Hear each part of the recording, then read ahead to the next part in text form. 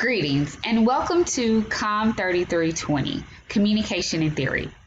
I wanted to take an opportunity to record an introduction video to share with you all a little bit about what does it mean to be a student engaged in Communication in Theory course.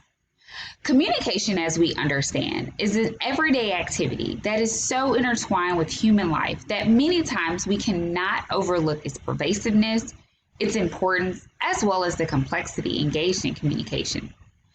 Understanding communication from a theoretical lens means that we can be more discriminating in how we communicate with people, how we gain tools to improve communication, and more so better understand the communication discipline.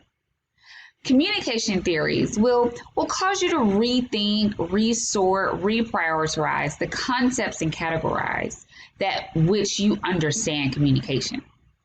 Rather than engaging in a response that could possibly be habitual or becoming increasingly adaptable or flexible and sophisticated in your approach to communication, we know that by understanding theories, and there's such a vast array of theories that are out there, we can actually enact change in the way that we deal with people through our verbal as well as nonverbal interactions.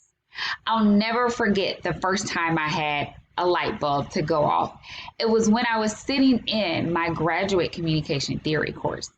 I remember learning about CAT, or communication accommodation theory. I remember learning about uncertainty reduction theory. And it was those two theories that made me understand that everything that we do in life is tied to the way that we communicate. And there's generally a theory associated with this. So I ask you to sit back, enjoy the ride, and imagine how wonderful your life will be once you are a better scholar after having taken this class. I look forward to interacting with you throughout the rest of this semester. Cheers!